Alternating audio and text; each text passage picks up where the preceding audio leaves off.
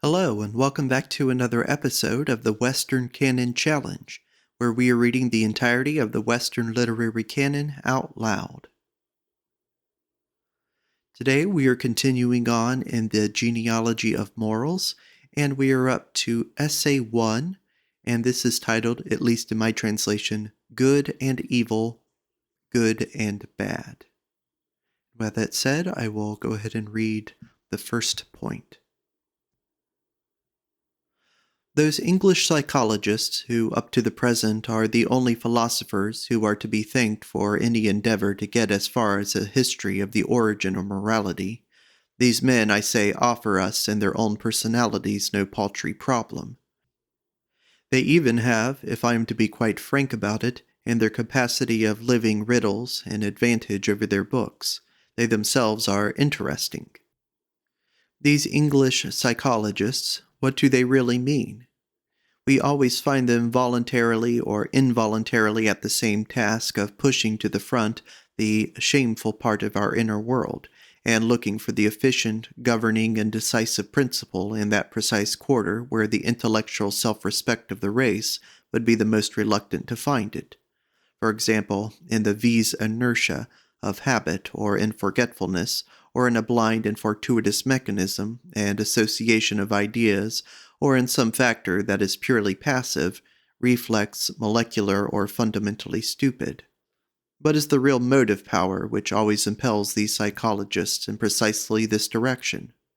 Is it an instinct for human disparagement, somewhat sinister, vulgar, and malignant, or perhaps incomprehensible even to itself? Or perhaps a touch of pessimistic jealousy, the mistrust or disillusioned idealists who have become gloomy, poisoned, and bitter, or a petty subconscious enmity and rancor against Christianity and Plato that has conceivably never crossed the threshold of consciousness, or just a vicious taste for those elements of life which are bizarre, painfully paradoxical, mystical, and illogical, or as a final alternative, a dash of each of these motives, a little vulgarity, a little gloominess, a little anti-Christianity, a little craving for the necessary piquancy. But I am told that it is simply a case of old, frigid, and tedious frogs crawling and hopping around men and inside men as if they were as thoroughly at home there as they would be in a swamp. I am opposed to this statement. Nay, I do not believe it. And if, in the impossibility of knowledge, one is permitted to wish, so do I wish from my heart that just the converse metaphor should apply, and that these analysts with their psychological microscopes should be, at bottom, brave, proud, and magnanimous animals, who know how to bridle both their hearts and their smarts, and have specially trained themselves to sacrifice what is desirable to what is true, any truth in fact, even the simple, bitter, ugly, repulsive, unchristian, and immoral truths, for there are truths of that description. 2. All honor, then, to the noble spirits who would fain dominate these historians of morality. But it is certainly a pity that they lack the historical sense itself, that they themselves are quite deserted by all the beneficent spirits of history. The whole train of their thought runs, as always the way of old-fashioned philosophers, on thoroughly unhistorical lines. There is no doubt on this point. The crass ineptitude of their genealogy of morals is immediately apparent when the question arises of ascertaining the origin of the idea and judgment of good. Quote, Man had originally, so speaks their decree, praised and called good altruistic acts from the standpoint of those on whom they were conferred, that is, those to whom they were useful.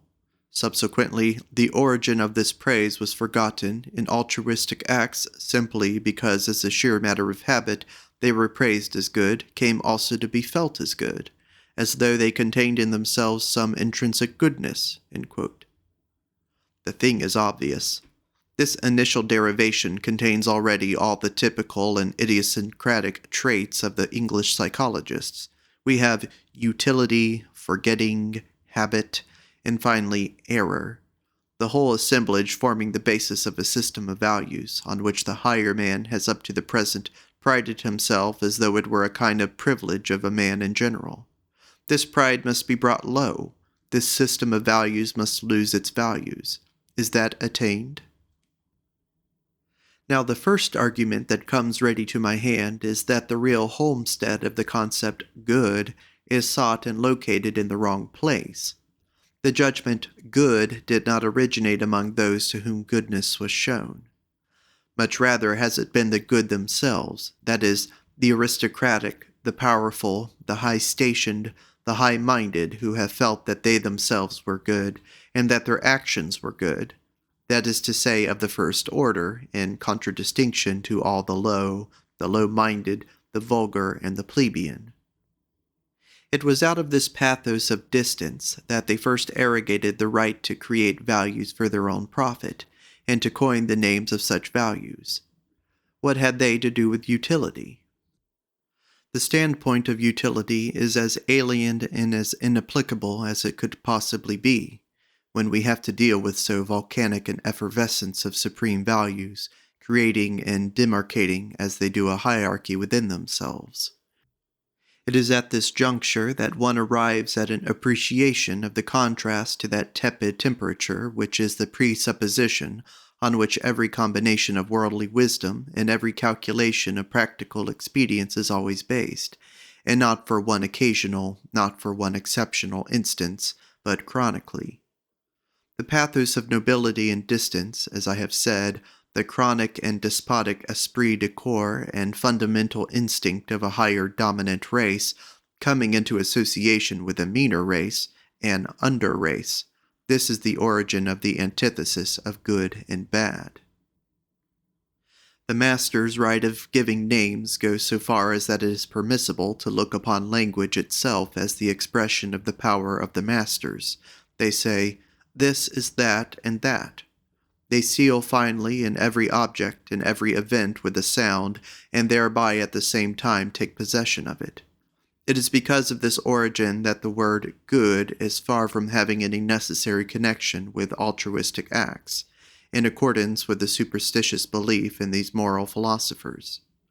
On the contrary, it is on the occasion of the decay of aristocratic values that the antitheses between egoistic and altruistic presses more and more heavily on the human conscience. It is to say, to use my own language, the herd instinct which finds in this antithesis an expression in many ways.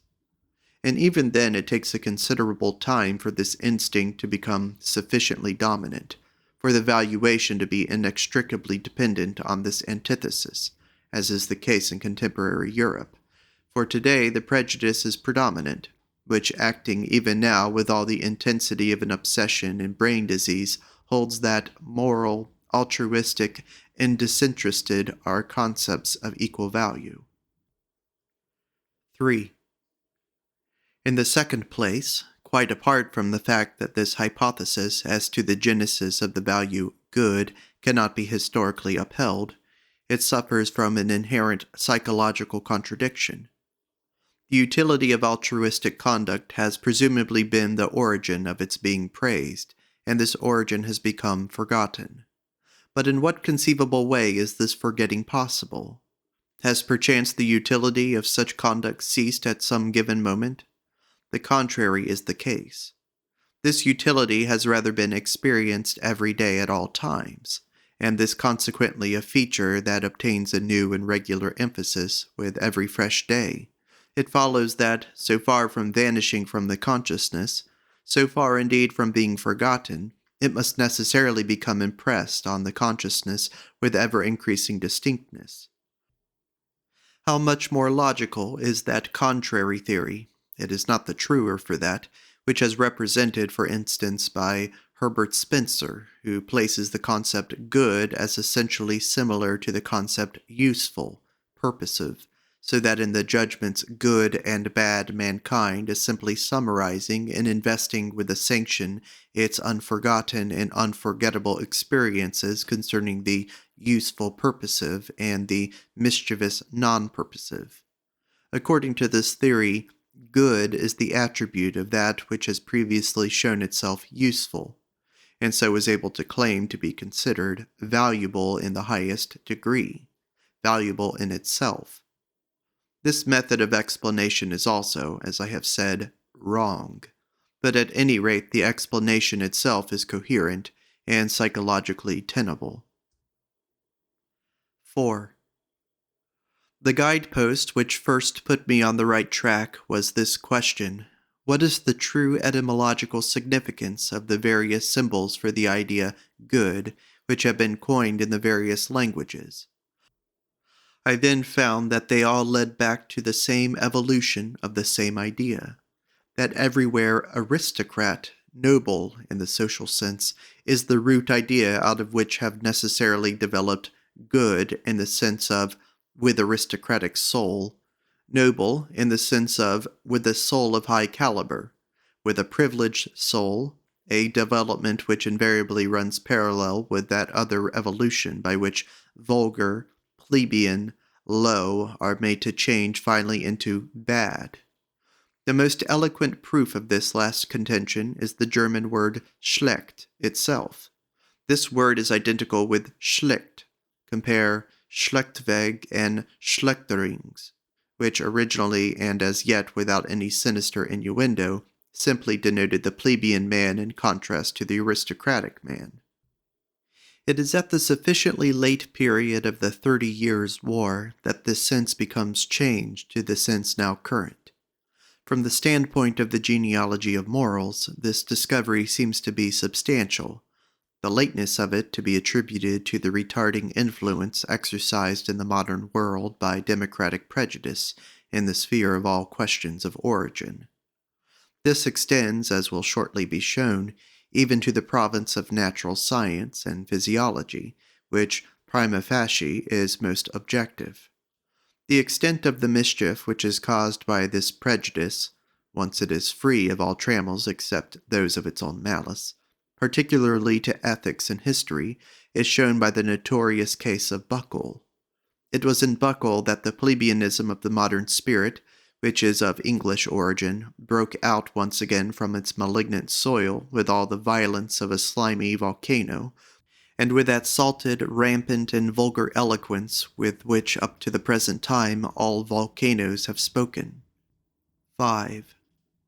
With regard to our problem, which can justly be called an intimate problem, and which elects to appeal to only a limited number of ears, it is of no small interest to ascertain that in those words and roots which denote good, we catch glimpses of that arch trait, on the strength of which the aristocrats feel themselves to be beings of a higher order than their fellows. Indeed, they call themselves in perhaps the most frequent instances simply after their superiority in powers, such as the powerful, the lords, the commanders, or after the most obvious sign of their superiority, as for example, the rich, the possessors. That is the meaning of Arya, and the Iranian and Slav languages correspond. But they also call themselves after some characteristic idiosyncrasy, and this is the case which now concerns us.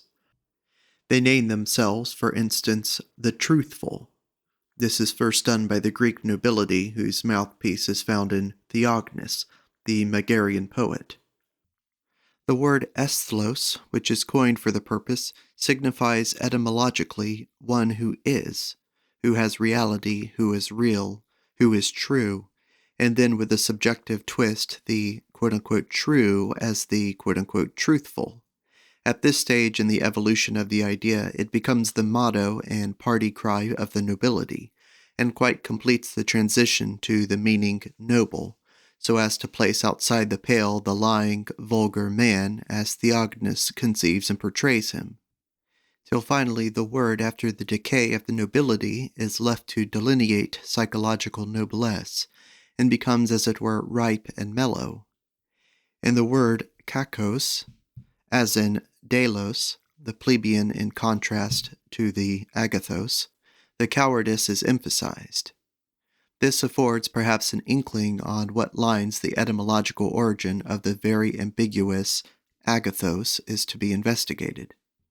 In the Latin malus, which I place side by side with malus, The vulgar man can be distinguished as the dark-colored and, above all, as the black-haired hic niger est, as the pre-Aryan inhabitants of the Italian soil, whose complexion formed the clearest features of distinction from the dominant blondes, namely, the Aryan conquering race. At any rate, Gaelic has afforded me the exact analog, Finn, for instance, in the name Fingal, the distinctive word of the nobility, finally, good, noble, clean, but originally the blonde-haired man in contrast to the dark, black-haired originals. The Celts, if I may make a parenthetic statement, were throughout a blonde race, and it is wrong to connect, as Virchow still connects, those traces of an essentially dark-haired population which are to be seen on the more elaborate ethnographical maps of Germany, with any Celtic ancestry or with any admixture of Celtic blood.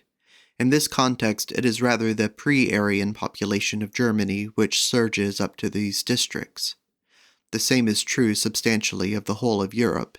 In point of fact, the subject race has finally again obtained the upper hand in complexion and the shortness of the skull, and perhaps in the intellectual and social qualities. Who can guarantee that modern democracy, still more anarchy, and indeed that tendency to the commune, the most primitive form of society, which is now common to all socialists in Europe, does not in its real essence signify a monstrous reversion, and that the conquering and master race, the Aryan race, is not also becoming inferior physiologically? I believe that I can explain the Latin bonus as the quote-unquote warrior.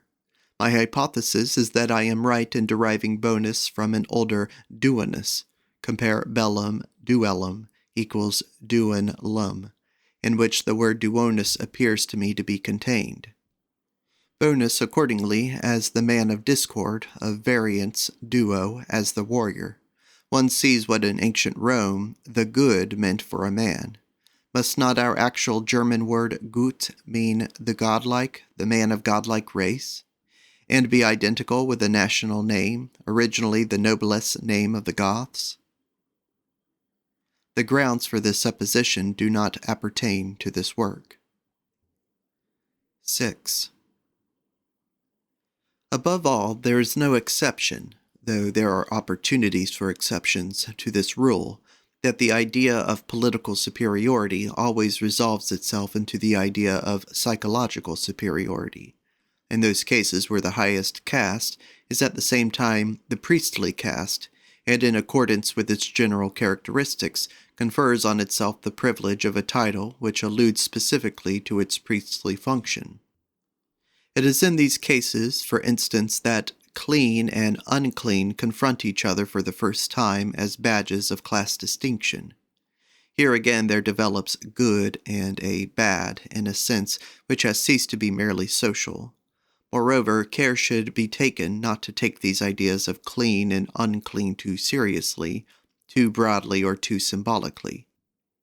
All the ideas of ancient man have, on the contrary, got to be understood in their initial stages, in a sense which is, to an almost inconceivable extent, crude, coarse, physical, and narrow, and above all essentially unsymbolical. The quote-unquote clean man is originally only a man who washes himself, who abstains from certain foods which are conducive to skin diseases, who does not sleep with the unclean women of the lower classes, who has a horror of blood, not more, not much more. On the other hand, the very nature of a priestly aristocracy shows the reasons why just at such an early juncture there should ensue a really dangerous sharpening and intensification of opposed values. It is, in fact, through these opposed values that gulfs are cleft in the social plane, which a veritable Achilles of free thought would shudder to cross. There is from the outset a certain diseased taint in such sacerdotal aristocracies, and in the habits which prevail in such societies, habits which, averse as they are to action, constitute a compound of introspection and explosive emotionalism, as a result of which there appears that introspective morbidity and neurasthenia, which adheres almost inevitably to all priests at all times. With regard, however, to the remedy which they themselves have invented for this disease, the philosopher has no option but to state that it has proved itself in its effect 100 times more dangerous than the disease from which it should have been the deliverer. Humanity itself is still diseased from the effects of the naivetes of this priestly cure. Take, for instance, certain kinds of diet, abstention from flesh, fast, sexual continence, flight into the wilderness, a kind of Weir-Mitchell isolation, though of course without the system of excessive feeding and fattening, which is the most efficient antidote to all the hysteria of the ascetic ideal. Consider, too, the whole metaphysics of the priests, with its war on the senses, its enervation, its hair-splitting. Consider its self-hypnotism on the fakir and Brahman principles. It uses Brahman as a glass disc and obsession. And that climax which we can understand only too well of an unusual satiety, with its panacea of nothingness, or God, the demand for a unio mystica with God is the demand of the Buddhist for nothingness, nirvana, and nothing else. In sacerdotal societies, every element is on a more dangerous scale, not merely cures and remedies, but also pride, revenge, cunning, exaltation, love, ambition, virtue, morbidity. Further, it can fairly be stated that it is on the soil of this essentially dangerous form of human society, the sacerdotal form, that man really becomes for the first time an interesting animal, that it is in this form that the soul of man has in a higher sense attained depths and become evil, and those are the two fundamental forms of the superiority which up to the present man has exhibited over every other animal. 7. The reader will have already surmised with what ease the priestly mode of valuation can branch off from the knightly aristocratic mode, and then develop into the very antithesis of the latter. Special impetus is given to this opposition by every occasion when the castes of the priests and warriors confront each other with mutual jealousy, and cannot agree over the prize. The knightly aristocratic values are based on a careful cult of the physical, on a flowering, rich, and even effervescing healthiness that goes considerably beyond what is necessary for maintaining life, on war, adventure, the chase, the dance, the tourney, on everything, in fact, which is contained in strong, free, and joyous action. The priestly aristocratic mode of valuation is, we have seen, based on other hypotheses. It is bad enough for this class when it is a question of war. Yet the priests are, as is notorious, the worst enemies. Why? Because they are the weakest. Their weakness causes their hate to expand into a monstrous and sinister shape, a shape which is most crafty and most poisonous. The really great haters in the history of the world have always been priests, who are also the cleverest haters, in comparison with which cleverness of priestly revenge, every other piece of cleverness is practically negligible. Human history would be too fatuous for anything were it not for the cleverness imported into it by the weak. Take at once the most important instance. All the world's efforts against the aristocrats, the mighty, the masters, the holders of power, are negligible by comparison with what has been accomplished against those classes by the Jews, that priestly nation which eventually realized that the one method of effecting satisfaction on its enemies and tyrants was by means of a radical transvaluation of values, which was at the same time an act of the cleverest revenge. Yet the method was only appropriate to a nation of priests, to a nation of the most jealously nursed priestly revengefulness.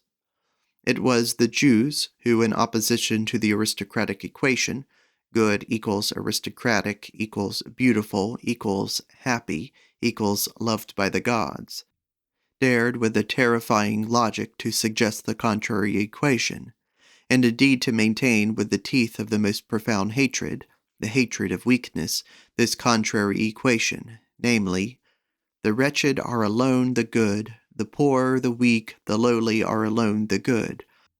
The suffering, the needy, the sick, the loathsome are the only ones who are pious, the only ones who are blessed. For them alone is salvation. But you, on the other hand, you aristocrats, you men of power, you are all to all eternity the evil, the horrible, the covetous, the insatiate, the godless. Eternally also shall you be the unblessed, the cursed, the damned. We know who it was who reaped the heritage of this Jewish transvaluation.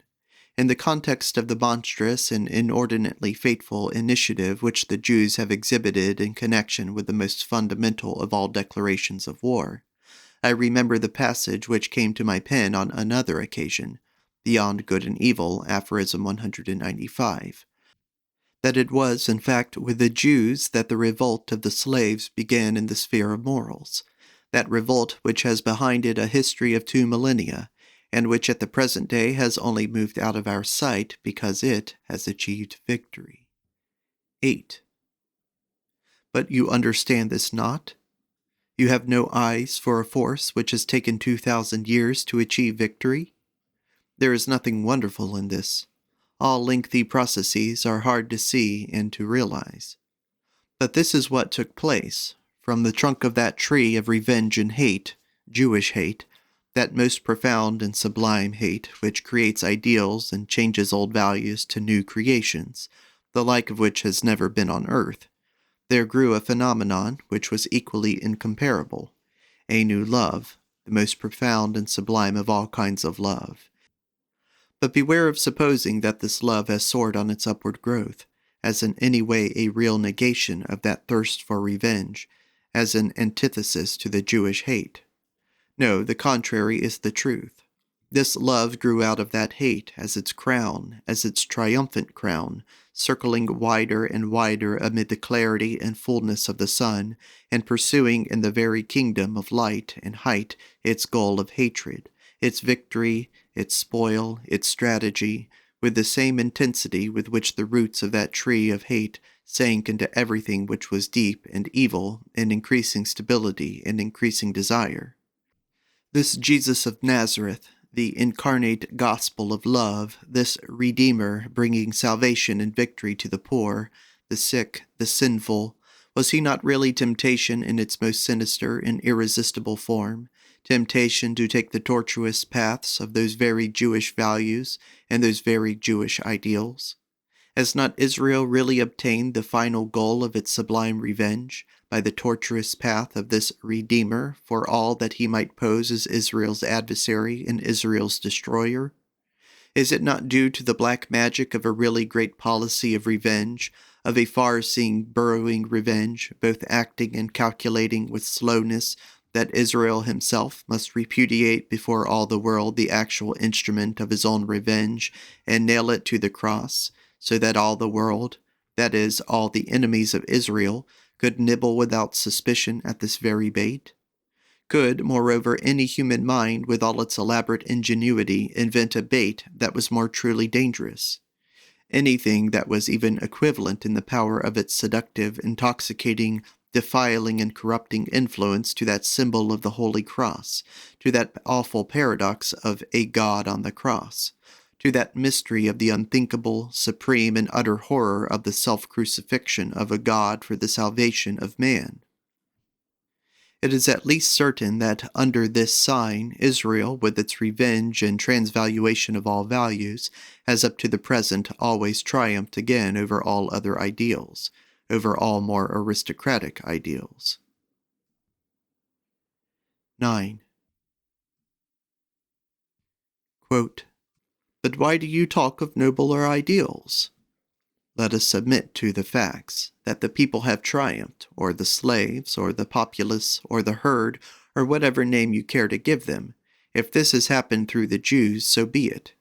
In that case, no nation ever had a greater mission in the world's history. The masters have been done away with. The morality of the vulgar man has triumphed. This triumph may also be called a blood poisoning. It has mutually fused the races. I do not dispute it, but there is no doubt but that this intoxication has succeeded. The redemption of the human race, that is, from the masters, is progressing swimmingly.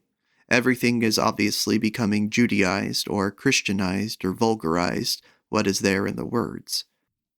It seems impossible to stop the course of this poisoning through the whole body politic of mankind, but its tempo and pace may from the present time be slower, more delicate, quieter, more discreet, There is time enough. In view of this context, has the church nowadays any necessary purpose? Has it in fact a right to live? Or could man get on without it? We should ask. It seems that it fetters and retards this tendency, instead of accelerating it. Well, even that might be its utility.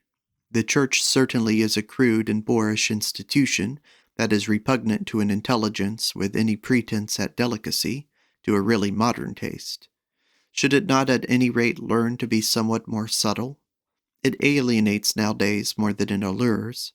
Which of us would forsooth be a freethinker if there were no church? It is the church which repels us, not its poison. Apart from the church, we like the poison. End quote. This is the epilogue of a freethinker to my discourse, of an honorable animal, as he has given abundant proof, and a democrat to boot. He had up to that time listened to me, and could not endure my silence. But for me, indeed, with regard to this topic, there is much on which to be silent. 10. The revolt of the slaves in morals begins in the very principle of resentment, becoming creative and giving birth to values, a resentment experienced by creatures who, deprived as they are of the proper outlet of action, are forced to find their compensation in an imaginary revenge. While every aristocratic morality springs from a triumphant affirmation of its own demands, the slave morality says no from the very outset to what is outside itself, different from itself, and not itself.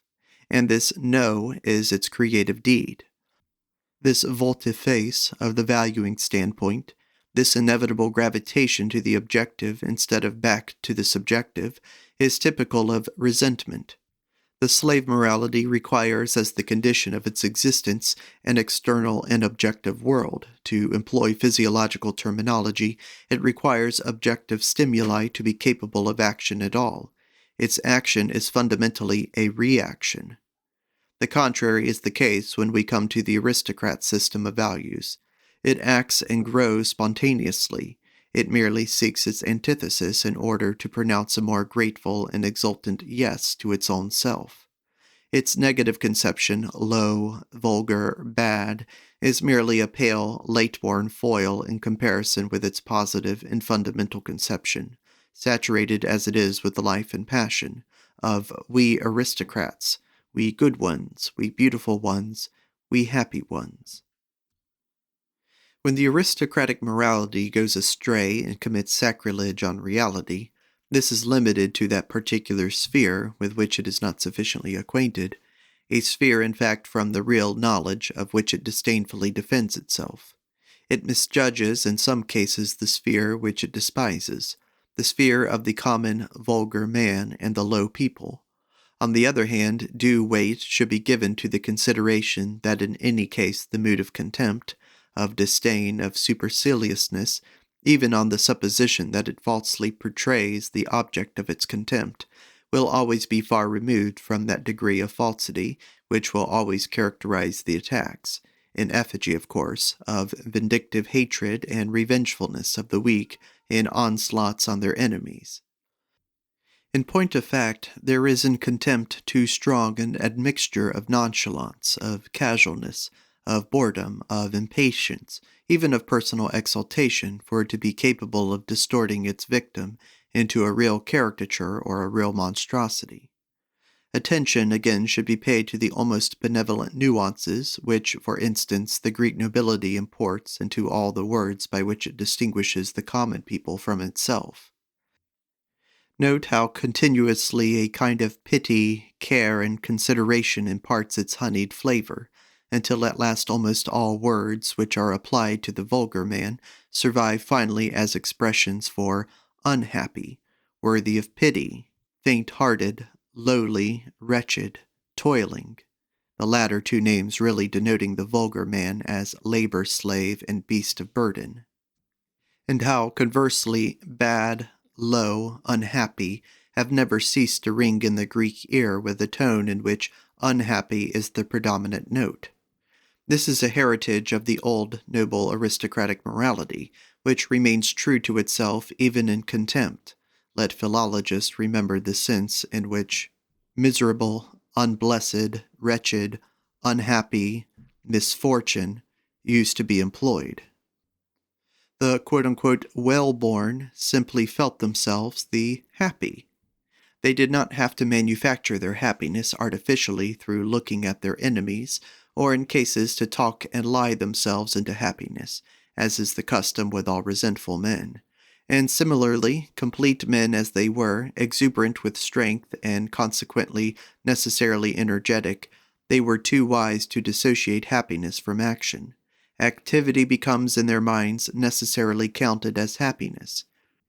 That is the etymology of do well, succeed, all in sharp contrast to the happiness of the weak and the oppressed, with their festering venom and malignity, among whom happiness appears essentially as a narcotic, a deadening, a quietude, a peace, a Sabbath, an enervation of the mind and relaxation of the limbs, in short, a purely passive phenomenon. While the aristocratic man lived in confidence and openness with himself, Geneos, noble-born, emphasizes the nuance sincere and perhaps also naif. The resentful man, on the other hand, is neither sincere nor naif, nor honest and candid with himself. His soul squints. His mind loves hidden crannies, tortuous paths, and back doors. Everything secret appeals to him as his world, his safety, his balm. He is past master in silence, in not forgetting, in waiting, in provisional self-depreciation and self-abasement. A race of such resentful men will of necessity eventually prove more prudent than any aristocratic race. It will honor prudence on quite a distinct scale, as in fact a paramount condition of excellence, while prudence among aristocratic men is apt to be tinged with a delicate flavor of luxury and refinement. So among them it plays nothing like so integral a part as that complete certainty of function of the governing unconscious instincts, or as indeed a certain lack of prudence, such as a vehement and valiant charge, whether against danger or the enemy, or as those ecstatic bursts of rage, love, reverence, gratitude, by which at all times noble souls have recognized each other. When the resentment of the aristocratic man manifests itself, it fulfills and exhausts itself in an immediate reaction, and consequently instills no venom. On the other hand, it never manifests itself at all in countless instances when in the case of the feeble and weak it would be inevitable. An inability to take seriously for any length of time their enemies, their disasters, their misdeeds, that is the sign of the full, strong natures who possess a superfluity of molding plastic force that heals completely and produces forgetfulness. A good example of this in the modern world is Mirabeau, who had no memory for any insults and meanness which were practiced on him, and who was only incapable of forgiving because he forgot. Such a man indeed shakes off with a shrug many a worm which would have buried itself in another. It is only in characters like these that we see the possibility, supposing of course that there is such a possibility in the world, of the real love of one's enemies. What respect for his enemies is found, forsooth, in an aristocratic man, and such a reverence is already a bridge to love. He insists on having his enemy to himself as his distinction. He tolerates no other enemy but a man in whose character there is nothing to despise and much to honor. On the other hand, imagine the quote-unquote enemy as the resentful man conceives him, and it is here exactly that we see his work, his creativeness. He has conceived the evil enemy, the evil one, and indeed that is the root idea from which he now evolves as a contrasting and corresponding figure, a good one, himself, his very self. 11. The method of this man is quite contrary to that of the aristocratic man, who conceives the rude idea good, spontaneously and straightaway, that is to say, out of himself, and from that material then creates for himself a concept of bad. This bad of aristocratic origin, and that evil out of the cauldron of unsatisfied hatred, the former an imitation, an extra, an additional nuance. The latter, on the other hand, the original, the beginning, the essential act in the conception of a slave morality, these two words, bad and evil, how great a difference do they mark in spite of the fact that they have an identical contrary in the idea good. But the idea good is not the same. Much rather let the question be asked, who is really evil according to the meaning of the morality of resentment? In all sternness let it be answered thus: just the good man of the other morality, just the aristocrat, the powerful one, the one who rules, but who is distorted by the venomous eye of resentfulness into a new color, a new signification, a new appearance. This particular point we would be the last to deny. The man who learnt to know those good ones only as enemies, learnt at the same time not to know them only as evil enemies, and the same man who interpares were kept so rigorously in bounds through convention, respect, custom, and gratitude, though much more through mutual vigilance and jealousy interpares, these men who in their relation with each other find so many new ways of manifesting consideration, self-control, delicacy, loyalty, pride, and friendship, these men are in reference to what is outside their circle, where the foreign element, a foreign country begins, not much better than beasts of prey, which have been let loose. They enjoy their freedom from all social control.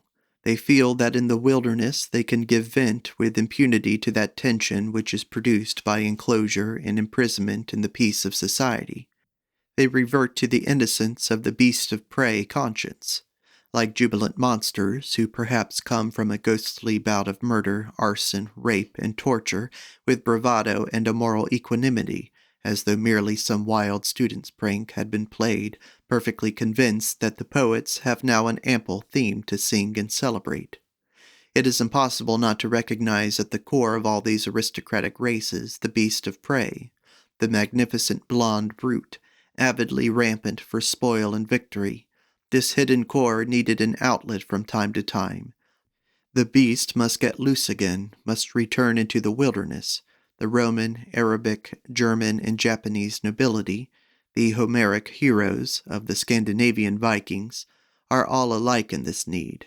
It is the aristocratic races who have left the idea barbarian on all the tracks in which they have marched. Nay, a consciousness of this very barbarianism, and even a pride in it, manifests itself even in their highest civilization. For example, when Pericles says to his Athenians in that celebrated funeral oration, "Our audacity has forced a way over every land and sea, rearing everywhere imperishable memorials of itself for good and for evil." This audacity of aristocratic races, mad, absurd, and spasmodic as may be its expression, the incalculable and fantastic nature of their enterprises, Pericles sets in special relief and glory the carefree attitude of the Athenians, their nonchalance and contempt for safety, body, life, and comfort, their awful joy and intense delight in all destruction, in all the ecstasies of victory and cruelty. All these features become crystallized for those who suffered thereby in the picture of the barbarian, of the evil enemy, perhaps of the Goth and of the Vandal. That profound, icy mistrust which the German provokes as soon as he arrives at power, even at the present time, is always still an aftermath of that inextinguishable horror with which for whole centuries Europe has regarded the wrath of the blond Teuton beast, although between the old Germans and ourselves there exists scarcely a psychological, let alone a physical relationship.